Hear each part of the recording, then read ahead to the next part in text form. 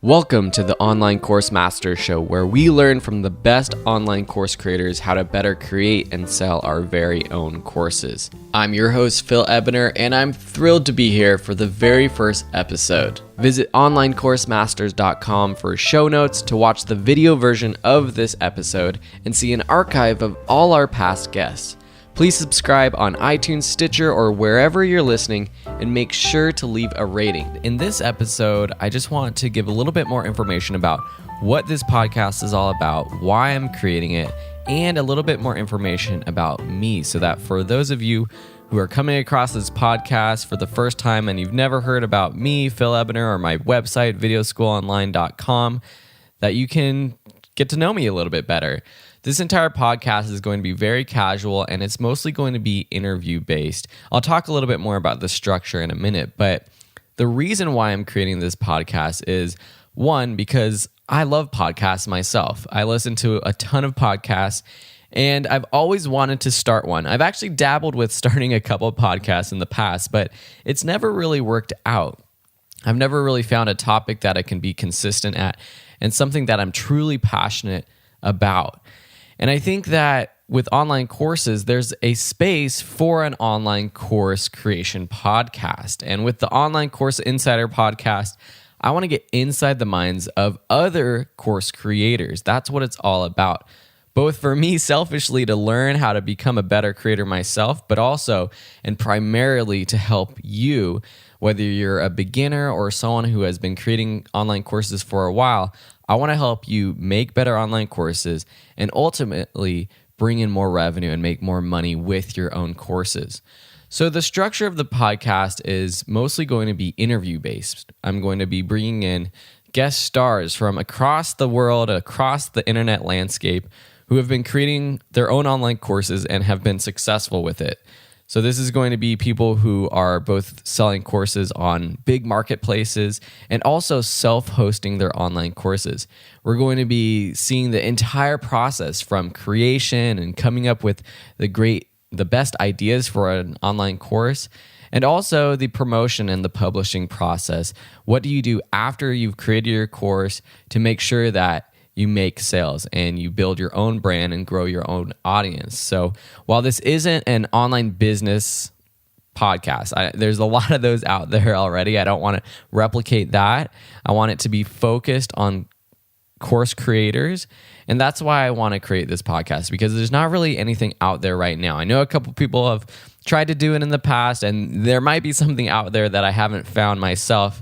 But I know there's a lot of people out there like me who are course creators and who would love to listen to case studies and have a podcast dedicated to course creators. So that's my goal. That's what I hope to do. And I'm always looking for feedback. So if you have any feedback on how I can make this podcast better, I encourage you to get in touch with me through onlinecoursemasters.com, which will take you to my main site, Video School Online. So let's talk a little bit more about me, so I can, share a little bit of my story, so you trust why I'm creating this podcast and you know a little bit more about who I am.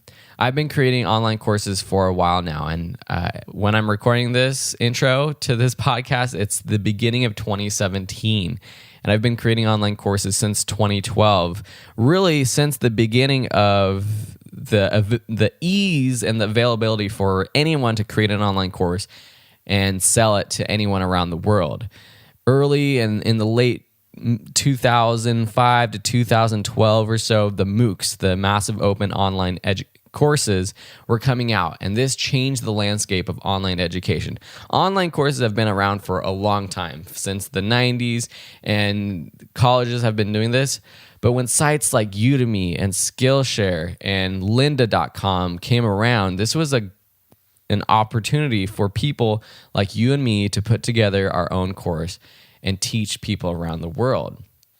So before I get too far into my backstory, I just want to share where I'm at today so you can kind of see where I am now, and we can go back and see how I started.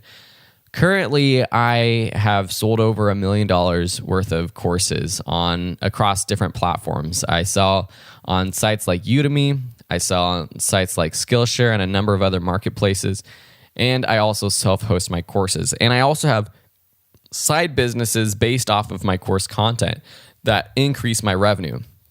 And I just want to talk a little bit about why I love online courses so much. And it's just an amazing thing. And if you have started creating your own courses, and if you've sold even one course, you know the feeling of selling something that you've created to a stranger and having them appreciate your knowledge and your teaching. It's an amazing feeling. And you stop trading your hours for dollars. It's not completely passive income. There's still a lot of work with it to create the product and then to maintain it. But there's lots of systems that we can put in place to automate everything from even the creation process, also the transaction process, and then the post process of making sure students are happy with the course, getting the feedback that they need, answering questions.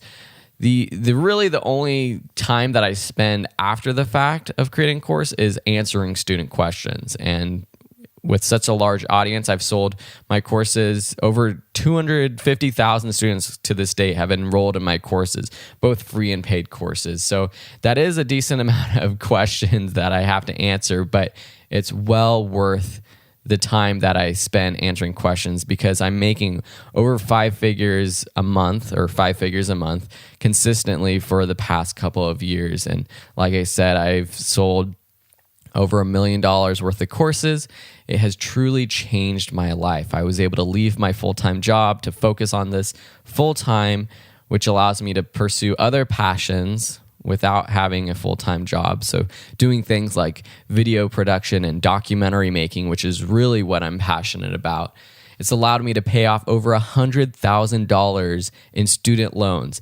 I'll talk more about the student loans later. That's a crazy amount of loan and debt that I had, and it was really stressful out of college. I'm only, at this point, only 6 years out of college, so it hasn't been too long, but I was able to pay off that debt, travel the world with my wife, and we've gone to a number of amazing places.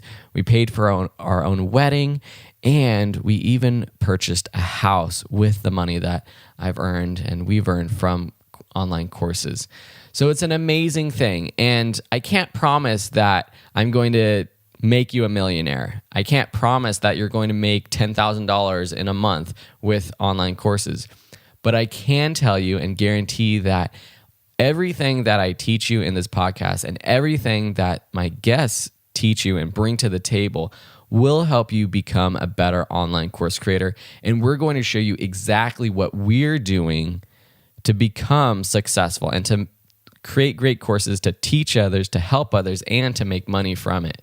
So I really, from the bottom of my heart, I just want to make this podcast as genuine as possible. This isn't a get-rich-quick scheme at all. So we're not going to say it's easy, but we will show you the exact steps to try to make it easier for you.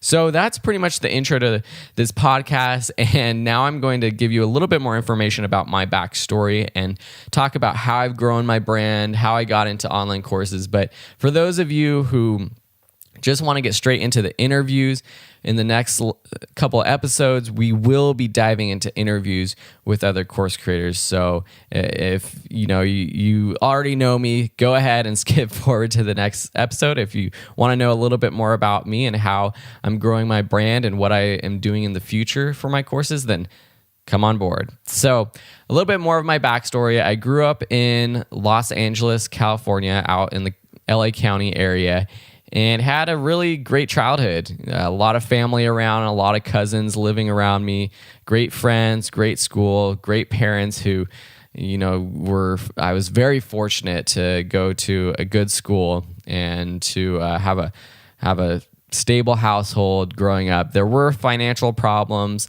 We weren't rich by any means, and there's little stories that I think make me the way that I am now about money, just being very careful about how I spend my money because I want to provide a good life for my own family. And one of those is, that still sticks with me today. And you can tell just the fact that I'm telling this story, it's something that really affected me. But as a kid, there was the trip to Washington, D.C. and New York. And that was the trip that everyone in my class got to go on I believe it was in 8th grade. And I was one of 2 kids that didn't get to go. And, this is just one big example. There's lots of other examples of, the kid next door getting the nice video game system, the kid next door getting to go to Disneyland or the movies or whatever. And my family, we just couldn't afford those kinds of things all the time. So that really stuck with me. And so as soon as I went to college, and really after college is when I started being more aware of finances and wanting to be stable and make enough money to have a stable and financially free life without the burden of finances. So I'm getting a little bit ahead of myself. So back in high school, I started getting into video production, and I even had a weekly television show on the cable access channel in the local towns. So 3 towns next to us and my town, we actually had a local TV show all about baseball. It was called Baseball Talk, and yeah, we talked about baseball. It was pretty awesome. I did it with my good friend Christian Hartnett, and we had over 140 episodes in a few years. So we were very dedicated to it. And that was really what got me into content creation. And from there, I decided to apply to film and television programs at colleges. So I applied to a bunch of colleges around the country, and I ended up going to Loyola Marymount University right here in Los Angeles. And I had an amazing time there. I learned a lot about myself. I was able to study abroad in Germany, which opened me up to other cultures. I really hadn't traveled before that, aside doing some service projects down in Tijuana, Mexico.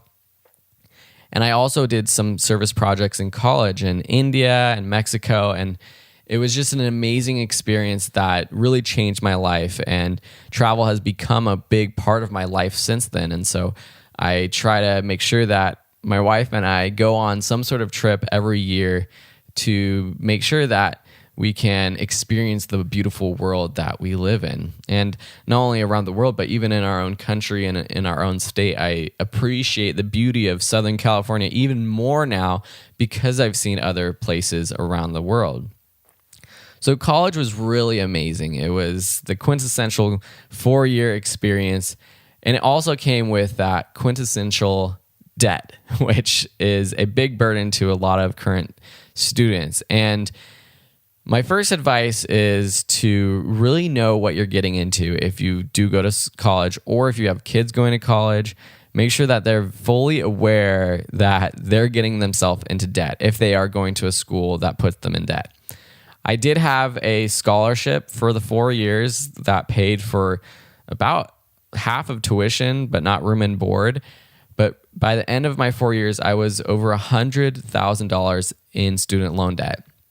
And going into college, I thought, it's no big deal. I'm just going to figure it out. That's kind of what my parents said as well. They said, you're going to figure it out. It's going to be fine. And so coming out of school, that was a huge burden. And it was a reality shock seeing how much I had to pay back every month. So I got a full-time job straight out of school, which was amazing. Through my internship, I was working at Participant Media, working on their website, takepart.com, shooting and editing short documentaries. It was exactly what I wanted to do. I was living out there with friends on the west side of LA, working in Beverly Hills. It was a really fun job, but at the end of the day, I wasn't really making any money because it was all going to my student loans and then my apartment rent. So I wasn't getting ahead at all. My roommates decided to move out. I was left there by myself, so I had to move home with my parents. I was commuting 4 hours a day to this job, and I was depressed. I was sad. I was anxious about finances, and I really was at a bad place. This was about a year after college, and it was probably the low point in my life, and it was an early time in my life, and I'm still young. I'm only 27 years old at the time of recording this, but it was the low point in my life. And so I actually ended up leaving that job and trying to do freelance from home, basically. I just couldn't take the commute anymore. But freelancing and living at home with my parents after college just wasn't working out. And so after a few months of doing that, I decided that my number one goal was to move out of the house. And to do that, I needed another full-time job. So I got another job working at a college down in Irvine, California, a small technical school, on their media communications team, doing video production. So it was another job where I was actually doing what I enjoyed. And this job was decent. I was able to move out. Great little team of coworkers. And this is where I really learned about online education. I was actually creating online educational content, video content for this school for their own website. And that's when I found out about Udemy. And Udemy was this place. It was this, back then I can remember the day I checked out their website. I can remember walking into my boss's office and being like, hey, you got to see this website. It's so cool. You can create classes, put it all up there. There's a little note-taking part. People can add discussions and anyone can do it. Anyone can teach. Any student can log in and learn. And it was inspiring. And so I used that as a basis for the content we were creating. But it also sparked an idea in my mind that maybe I could create an online class as well. Up until this point, I'd always been entrepreneurial. As a kid, I had the lemonade stand. I had garage sales where I tried to sell baseball cards. I remember trying to sell my sister's toys that I didn't want anymore. And sometimes it worked. I was a decent salesman. In high school, I was buying stuff from local thrift shops and selling it on eBay. And then even after school, after college, I was doing wedding videography on the side. It was the most successful side gig and business that I had started till that point. And so I'd always been trying to do something on the side. And I had also around this time discovered smart passive income, a start and an inspiration that a lot of you might have as well. I was thinking about writing my own ebook at this time called Diary of a Film Student. It was going to be a recollection of thoughts and memories from my film school days. And so I was really serious about this. I even had the domain name diaryofafilmstudent.com. I don't even know if I still have it actually. And so I was really thinking about creating a sort of passive income through that. But then I found out about Udemy and I thought, hey, this sounds pretty cool. I have some skills. I know how to do video editing, photography, production. I know lots of different things and I know how to create videos. So let me put together a course.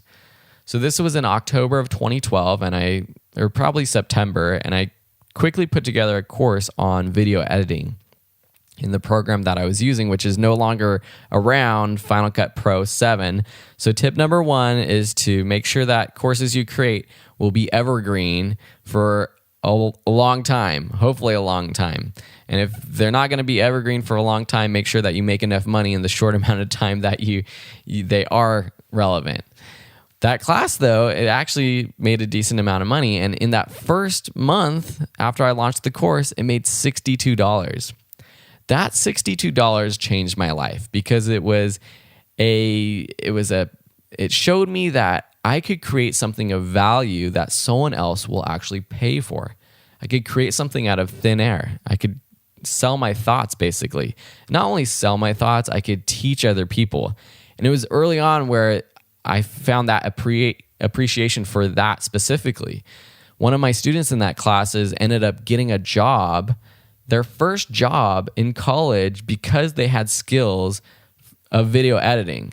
They were going to school at USC and they were looking for a job at the campus newspaper or something, and they were hiring a video editor, and she learned from my course. Very early on, that was something that just changed my life. And I've had thousands of other stories since then like that, of people using the skills from my classes to make their own life better. And that's really, at the end of the day, what it's all about. If I can't do that, it's not worth all the money to me to be creating online courses. It's worth it because I'm helping people.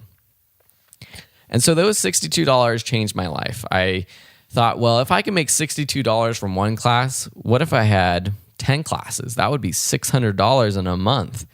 I hadn't realized that if I was creating more classes, they would kind of snowball and cross promote, be able to cross breed and actually grow my income even faster. And so it took a while, but I created a few more courses. And within a year, I had made over $1,000 in a single month. This was crazy. I was still working full time, but it was like $1,000 extra in a month. This was amazing. At this time, I was working at that college in Irvine, California, and I wasn't making a lot. I was living on my own. I was paying my bills, and I really wasn't making any extra money or saving money. I had to buy my own car because I didn't have a car. So a lot of money went to that. Bought a good used Hyundai Accent, the most unsexy car out there, but I still have it to this day. It's what I drive today, and I love it because it gets me from point A to point B when I'm not using my bike, that is. And so this extra $1,000 a month, or it was $62, then it was $100, then $200, then $400, $600, $800, then $1,000. This was amazing. And so I just kept creating content, kept creating courses, and the income continued to grow. Pretty early on in January of 2013, I realized that I needed a home base for my courses. I needed to be able to promote my own courses. And so I created my brand, Video School Online, basically because the domain name was available. I was looking for something, a brand related to video production and online education. And so Video School Online was an available URL. And so I purchased it, and that became my brand. It's just nothing really special, just serendipitous. It was available, so that became my brand. I also started my YouTube channel, which has been a great way to grow my brand, which now has over 40,000 subscribers at the time of this recording. And with both of those sites, the site and the YouTube channel, I have tried to be consistent posting content at least once a week since then. And so that's one of my first pieces of advice for you listening to this podcast is from the very beginning, start creating your own home base and your own brand. And one thing that I didn't do from the very beginning, but I kind of caught on relatively early, was building an email list. And you can start out using free services. MailChimp has a free service up to, I believe, 2,000 subscribers. I was using MailPoet, which is a free plugin for WordPress sites. Start building an email list so that you can educate and promote your courses to that list as you grow your online course income and as you grow your business. So over the few years since then, I've just continued to grow my website, grow my brand, starting all my social media channels for my brand. I've experimented in all kinds of different things, creating premium courses, creating podcasts, doing webinars, doing live shows, doing all kinds of things to expand my income and my business. One of the best ways that I've been able to expand my income is through repurposing my content. I've converted my courses into Amazon Kindle ebooks. I've put videos from my courses on YouTube. I've become affiliates for programs like Bluehost or Amazon, where I can promote video production equipment or photography gear that I use and highly recommend. And for referring people to those sites, I get a little bit of income. And then I've also started self-hosting my courses. So up until this time, or throughout this entire time, a lot of my income comes from course marketplaces like Udemy and Skillshare, Stack Social, Adobe Know-How. There's lots of them out there. I've experimented with tons of them. Some of them have completely failed and not brought any income. So I'm very careful about where I put my courses now. But others have thrived and have been consistent. Some of my oldest classes are still making money. So there is a passive income sense to creating courses because a lot of the work is done up front. And there are courses that I haven't touched that rarely get questions because I have a lot of FAQ files and a lot of resources in the class to help people out. And those courses are still making sales years later. And so through all this, I've been able to increase my income to making over $10,000 a month. My best month was recently where I made over $50,000 in a single month. That was in November of 2016. And this is just insane. let's just pause for a minute, because I just want to realize for you and for myself to remember how insane this is. To make not only $10,000 a month, but to make $50,000 in a single month from a business that I've created. That's more than most people make in an entire year around the world. And I'm so fortunate and so blessed, and a little bit of luck. Everything, being in the right place in the right time, everything does take a little bit of luck and skill. But I believe that you can also create your own luck. You can really, the way that I've become so successful is just by creating a ton of content. That means creating a ton of courses, but also creating a ton of YouTube videos, blog content, being on other people's podcasts, doing webinars, putting myself out there, and you can do the same. So what are my plans for the future? Well, obviously I'm doing this podcast, and I hope this becomes a big part of my brand. It's going to be a great way to create consistent content for my website and to help other people out. I'm going to continue creating higher quality courses. So I've created over 50 courses now, and the quality ranges. In the beginning, I look back at my first courses, and it's hard to look back at them because, one, I seem a lot younger, I seem more nervous, and the quality of the video, the audio, the teaching is just not where it's at today. And that's something that I had to learn along the way, how to teach. I had never taught anything before. And so learning to be a teacher, not only in general, but also to teach through online courses, through video content, was something that I had to learn. And so now I'm redoing some of my older courses, and I'm putting together just more higher quality courses.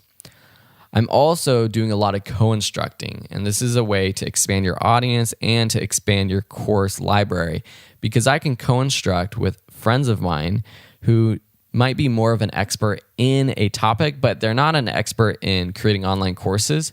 So we can pair up and create amazing courses together. And that's been something that really has been kind of the most fun for me, because to be honest, it can be a little bit boring and lonely creating courses every day of the week by myself, because I forgot to mention that at a point I'd moved from down south in Irvine to Berkeley, California with my wife when she was getting her graduate master's degree in social work. And I was working full-time up there as well. I got a job at UC Berkeley as their lead videographer for their news team. And that was great. But then for a while, I was growing my income, and it was getting to be $3,000, $4,000, $5,000 a month. And at a point, I was making more money from my online courses than my full-time job. And at that point, I was like, maybe I should focus on my own business, because if I could spend the 40 hours a week that I was at a job on my online courses and my business, I believe that I could grow my business. So when we moved back down to SoCal after school, I talked to Isabel, my wife, and I said, okay, let me do this for 6 months and let's see how it goes. If it's maintaining itself or growing, then I'm going to continue doing it. Well, I haven't looked back. Income has grown dramatically. The website's doing better than ever. The YouTube channel, everything seems to be growing, and it has a lot to do with having that extra time to spend on my business, but also having more time for myself and my family, which makes me just a little bit happier than I was before, when I was spending 40 hours at a job and then coming home and working on my courses at night and on the weekends. So since May of 2015, I've been working on this full time. So anyways, got on a sidetrack, which might happen in this podcast from time to time. But what I was talking about before was just, it is a little bit lonely to do this by yourself every day. And so co-instructing and having things like mastermind groups where you're interacting with other people, like-minded people, those are some really important things to start to do when you are starting as an online teacher. And then the last focus of mine is my course membership bundles. On my website, videoschoolonline.com, I have course bundles, which is really the best way for students to take my courses, because it's the best price and you get the most bang for your buck. You can access different bundles. I have a bundle for photographers, video creators, and online teachers and business creators. And each bundle contains all of the courses related to that topic, and you get access to all of the new courses in that topic as well. So if I ever create another video production course or anything related to video production, you're going to automatically get access to it. And I create new courses for those bundles every couple months or so. So that's what I'm focusing on to make sure that my revenue is balanced between what I have control of, which is on my site, versus what's on a marketplace where with like Udemy or Skillshare where I don't have as much control. So that's what my future is like. And I'm so excited about where this road is going to take me. I never count on the income lasting more than 6 months. And I think that's a good mindset to have with all the changes in the online environment. You just never know what's going to happen. And so making sure you're prepared for your income to disappear in 3, 4, 5, 6 months, or even next month is important. Have an emergency fund and savings saved up so that if you have to find a job or if you have to pivot and have time to do that properly is important. And just, I've never done this just for the money. Even in the beginning, I thought, wow, this is amazing extra money. And I've always tried to treat it as so. And I know that's not possible for a lot of people, but I've always tried to make sure that, at a time, my full-time job was covering my expenses, and then online income was covering everything else, savings, investments, paying off loans. And then now my wife's income pays for our expenses and everything like that. And then my income is extra for savings, investments, and doing any extra projects around the house or anything. There's a lot of those happening right now with our new house. I'm always trying to not get content and not rely on the fact that this income is going to happen for the next 2, 3, 4, 5 years. We just don't know where it's going to go. And that's why this podcast is going to be so exciting, because over time, I'm going to be talking to other people who are in the same space and doing the same thing so that I can learn how to better prepare myself and to grow my own business and expand my business so that I have more control and more stability in the long run. So I really hope you enjoyed this episode, and it's just an introduction, and this show is going to be much better, I believe, when I have other guests on the show.